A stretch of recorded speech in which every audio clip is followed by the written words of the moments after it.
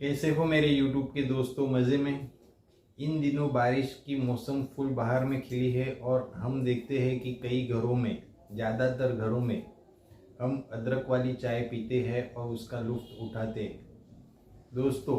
लेकिन बारिश के मौसम में कई बार ऐसी तकलीफ़ें होती है, ज़्यादा करके सर्दी, खांसी, बुखार। ऐसे में 3 ऐसे काढ़े हैं जो चाय से भी बढ़कर है और चाय से भी ज़्यादा लाभ। तो आज हम जानेंगे कि हम आए दिन चाय कॉफ़ी तो वगैरह पीते ही है, लेकिन आयुर्वेद के अनुसार कुछ ऐसे काढ़े हैं जो चाय को भी मात दे सके, उतने बढ़िया है दोस्तों। और ये अगर नियमित से पीते हैं तो अच्छी तरह से हम बारिश की मज़ा ले सकते हैं दोस्तों। आइए जानते हैं कि हम ये 3 काढ़े कौन से जो नियमित चाय के अलावा पी सकते हैं दोस्तों, और ये स्वादिष्ट भी होते दोस्तों। अगर देखा जाए तो बारिश में सबसे ज़्यादा हमें जम्स जो बाहर पानी में होते हैं उसके माध्यम से कई बार तकलीफ़ें हो सकती है। बुखार आना, मलेरिया, टाइफाइड वगैरह जैसी छोटी मोटी तकलीफ़ें होती है। आए दिन हम मीठा तो खा लेते हैं, खट्टा भी खा लेते हैं, लेकिन हम कड़वा कभी खाते नहीं। और बारिश के मौसम में अगर आप कड़वी चीज़ें थोड़ी खाते हो तो आप देखोगे कि आपके शरीर में जम्स टिकेंगे नहीं और आपका स्वास्थ्य भी काफ़ी अच्छा रहेगा दोस्तों। बारिश के मौसम में जगह जगह हम देखते हैं कि खड्डों में पानी भर गया होता है, जिसकी वजह से जंतु काफ़ी फैलते हैं। और बाहर का भी अगर वातावरण देखा तो हम वो ज़्यादा करके भेज वाला होता है, पानी वाला होता है, जिसकी वजह से जम्स ज़्यादा होते हैं दोस्तों। सफाई रखना हर व्यक्ति की एक ज़रूरत होती है दोस्तों, जो हम हमारे भारत में बहुत ही कम इस पर ध्यान देते हैं। खास करके बच्चे हो, महिलाएं हो, बुजुर्ग हो, इन लोगों को थोड़ी दिक्कत का सामना होता है दोस्तों, क्योंकि इनकी इम्यून सिस्टम कभी कभी काफ़ी वीक हो जाती है दोस्तों। तो हम देखते हैं कि आयुर्वेद के अनुसार कौन से काढ़े, या उसको चाय भी बोल सकते हो, वो अगर नियमित आप सुबह लेते हो तो आपका स्वास्थ्य भी अच्छा रहेगा, भूख बढ़िया सी लगेगी, सर्दी, खांसी, बुखार जैसी जो समस्या छोटी मोटी बारिश में होते ही रहती है, उससे भी आपको निजात मिल सकती है दोस्तों। तो सबसे पहले नंबर पर आता है चिरायता। चिरायता हर आयुर्वेदिक शॉप में मिल जाता है, पंसारी के पास मिल जाता है दोस्तों। अभी तो उसका पाउडर भी मिलता है दोस्तों। अगर रात को आप जितने मेंबर हो उतना 1 से 1.5 ग्राम, अगर 5 जन हो तो कम से कम 5-7 ग्राम अगर आप एक तप्पे पतीले में रखकर सुबह इस काढ़े को हल्का सा उबाल लेते हो और छानकर हर व्यक्ति घर का जो हो वो 1-1 कप ले लेता है, तो कड़वाहट से हमारा शरीर तो स्वस्थ रहता ही है, साथ में साथ चिरायता बुखार से, सर्दी से, भूख न लगने की समस्या से, हेमोग्लोबिन की अगर शिकायत है, रक्त कणों की कमतरता है, तो उसमें ये सभी चीज़ों में लाभ करता है। जिन लोगों को, बुज़ुर्ग महिला हो या यंग महिला हो, उन लोगों को अगर हड्डियों का बुखार होता है हल्का हल्का सा, तो उसमें भी ये काफ़ी लाभ करता है दोस्तों। इसमें भरपूर मात्रा में अगर देखा जाए तो ये चिरायता हमें हेमोग्लोबिन में भी काम आ सकता है, जिन लोगों को डाइजेशन की समस्या है उसमें भी काम आ सकता है, और कई ऐसी छोटी मोटी तकलीफ़ें होती है जो शरीर की हमें पता भी नहीं है, उसमें ये बेहद ही काम आता है दोस्तों। चिरायता आयुर्वेद की बहुत ही अच्छे में अच्छी औषधि है और इसी से कई सारी दवाइयाँ बनती है दोस्तों, उसमें उपयोग होता ही होता है दोस्तों। तो आप ज़रूर से चिरायते का उपयोग इस बारिश के मौसम में ज़रूर से करें और इसका लाभ उठाइए दोस्तों। फिर दूसरे नंबर पर आता है जिन लोगों को आए दिन सर्दी खांसी की तकलीफ़ होती है, वे अगर अरड़ूसी के जो पत्ते आते हैं, अगर आप किसी गार्डन में या आजू बाजू पेड़ पौधे होते हैं वहाँ पर कई जगह जो पुराने जगह होती है तो वैसे में अरड़ूसा के पान जिसे आयुर्वेद में वसा भी कहते हैं और वासा अवेलेबल मिलता है, जो सर्दी खांसी टीबी तक की अच्छी में अच्छी जो दवा है वो अरड़ूसा को कहा गया है दोस्तों। अगर जिन किसी व्यक्ति को टीबी हो शुरुआती के दौर पर, तो वो अच्छे वैद्य की निगरानी में अगर अरड़ूसा का सेवन करता है तो उसे टीबी तक भी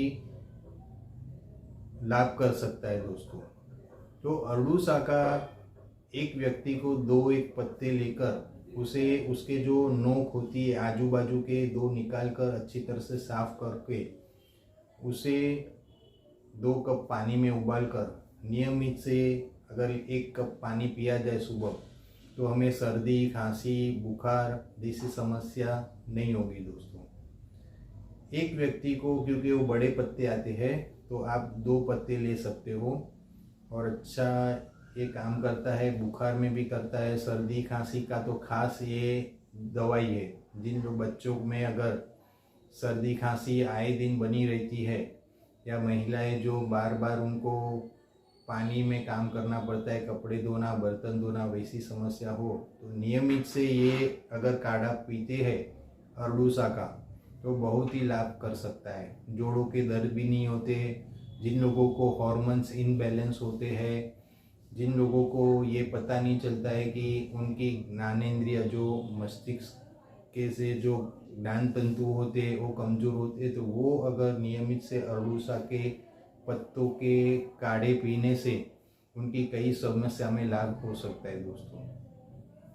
तीसरा एक है कि आए दिन हमें गैस बनती है, एसिडिटी होती है, जोड़ों के दर्द होते हैं। इसमें अगर मेथी दाने का काढ़ा पिया जाए सुबह सुबह, तो क्या कहने दोस्तों। आपको कुछ नहीं करना, मेथी दाने को हल्का सा कूट लेना है मोटा, और उसे रात को भिगो देना है। 1 से 1.5 ग्राम की मात्रा में अगर आप 2 कप पानी में इसे भिगो दीजिए। सुबह इसे अच्छी तरह से उबाल कर 1 कप काढ़ा बन जाए, तब आप हल्के से पिए। जिन लोगों को बहुमूत्र की समस्या होती है, बार बार पेशाब के लिए जाना पड़ता है, एसिडिटी रहती है, जोड़ों में दर्द रहता है, उन लोगों के लिए बहुत ही कारगर नुस्खा है दोस्तों। टॉक्सिन्स को शरीर से निकाल देता है, पेशाब साफ आता है, और छोटे मोटे जो बुखार है वो तो हवा हो जाते हैं दोस्तों। और अगर कड़वा आप ना पी सके तो इसमें हल्का सा गुड़ आप देसी और जूना गुड़ हो तो ज़्यादा बेहतर है, क्योंकि अगर नया गुड़ लोगे तो वो कफ करता है, बलगम बनाता है। तो चाहिए तो आप हल्की सी मिश्री मिला सकते हो, वो भी धागे वाली। लेकिन अगर आप ये नियमित से पीते हो मेथी का काढ़ा, तो आपकी कई समस्याएं दूर हो सकती है दोस्तों। आप ऐसा भी कर सकते हो, हर काढ़े को 2-2 दिन का वक्त दीजिए। एक दिन आपने मेथी का काढ़ा पिया तो एक दिन आप अरड़ूसा का पीजिए, तो तीसरे दिन आप सौंठ का काढ़ा पी सकते हो। सौंठ का भी जो जिंजर सूखी सौंठ आती है, जिसे हम आए दिन पाउडर के बेस में यूज़ करते हैं, जिंजर पाउडर जिसे कहते हैं, उसका भी अच्छा सा काढ़ा बन सकता है दोस्तों, जो भूख काफ़ी लगाता है और हमारा जो खाया हुआ अन्न होता है भोजन, उसे पचाने में भी काफ़ी मदद मिलती है दोस्तों। सर्दी खांसी में भी सौंठ का काढ़ा बहुत ही अच्छा होता है। और ख़ास करके जिन महिलाओं को आए दिन हाथ कांपते हो, ठंडक बनी रहती हो, वैसे लोग तो नियमित से 1 ग्राम सौंठ का काढ़ा अगर पीते हैं सुबह, तो बहुत ही लाभ कर सकता है दोस्तों। आए दिन बारिश में छोटी मोटी सर्दी खांसी बुखारों की तकलीफ जो होती है, इसमें अगर निजात पानी है तो आप इस तरह से काढ़ा पिए। चाय तो आए दिन हम पीते ही है दोस्तों, लेकिन इस तरह से आयुर्वेदिक अगर काढ़ा आप पीते हो, मैंने आपको बताया अरड़ूसा का काढ़ा पी सकते हो, मेथी दाने का काढ़ा पी सकते हो। इस तरह से काढ़े पीने से हमारा स्वास्थ्य भी अच्छा रहता है, शरीर भी अच्छा रहता है, स्वस्थ रहता है, और कई बीमारियों से हम निजात मिल सकती है दोस्तों। तो ये थी एक छोटी सी जानकारी। अगर आप बारिश का लुत्फ़ पूरा उठाना चाहते हो तो नियमित से इन काढ़ों का इस्तेमाल कीजिए।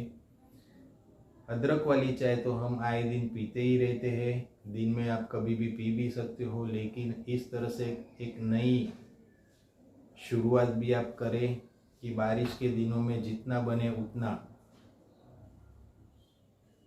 कड़वी चीज़ों का सेवन अगर करते हो तो कई लाभ आपको मिल सकते हैं। जो चिरायता मैंने बताया उसका काढ़ा भी बहुत ही अच्छा होता है। हाँ, जिनको अगर बुखार हो और वो बुखार उतरता ना हो तो वो चिरायते के पानी में 2 लौंग भी अगर डाल सकता है, उसको उबाल कर अगर आप नियमित से लेते हो तो ये काढ़ा बहुत ही अच्छे में अच्छा काम करता है बुखार में। लेकिन हर एक की प्रकृति अलग होती है। किसी की बलगम वाली मतलब सर्दी खांसी वाली प्रकृति होती है, तो किसी की पित्त प्रकृति होती है, तो किसी को वायु दोष होते हैं। इस तरह से अलग अलग प्रकृति के और मिली जुली प्रकृति भी हो सकती है दोस्तों। लेकिन हम जब भी कोई चीज़ रात को भिगो देते हैं तो उसकी न्यूट्रिशन वैल्यू तो बढ़ जाती है, साथ में साथ वो डाइजेस्ट भी हो जाती है, गर्म नहीं पड़ती और लाभ पूरा देती है दोस्तों। तो आज हमने देखा 3-4 जो काढ़े कैसे पिए आप। चिरायता, अरडूसा के पान के काढ़ा, मेथी दाने का उपयोग किस तरह से काढ़े में करके उसकी मेथी वाली चाय आप बोल सकते हो उसे, और सौंठ, सूखी जिंजर जिसे आप अगर पीते हो तो एक अलग मज़ा भी आएगा दोस्तों। कड़वी चीज़ का भी एक अलग मज़ा है दोस्तों। और मैं एक आज पे बात कहना चाहूँ कि जिन लोगों को अगर डायबिटीज़ है तो वो लोग ज़रूर से मेथी दाने का उपयोग इस तरह से भिगा कर अगर करते हो तो बहुत ही अच्छे लाभ मिल सकते हैं। अच्छा, और एक बात मैं कहना चाहूँ, बारिश की मौसम में कई बार अच्छे कड़वे साग आते हैं। पंटोल हो गए, करेले हो गए, कंकोल हो गए, इस तरह से अलग अलग कड़वे साग आप भाजी जो तरकारी आती है वो अगर आप नियमित खाते हो। लेकिन एक बात की हमेशा ध्यान रखिए कि आप अगर कोई भी कड़वे साग बनाते हो करेले जैसे, तो उसे अगर घी में बनाते हो, शुद्ध देसी गाय का घी हो या भैंस का हो, उसमें अगर बनाते हो तो उसकी पूरी न्यूट्रिशन वैल्यू आपको पूरी मिलेगी। मगर आप तेल में बनाओगे तो उसकी न्यूट्रिशन वैल्यू घट जाती है, कोई काम में नहीं आते। तो जब भी आप कड़वे साग बनाओ तो घी में भूनकर बनाना, और अच्छी तरह से भूनकर आप अगर उसका उपयोग करते हो तो आपको अच्छे से अच्छे लाभ मिल सकते हैं दोस्तों। तो ये थी एक छोटी सी जानकारी काढ़े की। और मैंने कहा जो कड़वे साग है, इन दिनों ज़रूर से कड़वे चीज़ों का सेवन करें ताकि आपका स्वास्थ्य अच्छा रहे, घर परिवार में स्वास्थ्य अच्छा रहे, आनंदित रहे और आप स्वस्थ रहें। यही कामना के साथ हम फिर मिलेंगे। एक अच्छी जानकारी, एक अच्छी आयुर्वेदिक नुस्खे हो या कोई क्रिया हो योग की, उसके बारे में जानकारी मैं ज़रूर से शेयर करूँगा। तब तक के लिए बाय बाय, टेक केयर।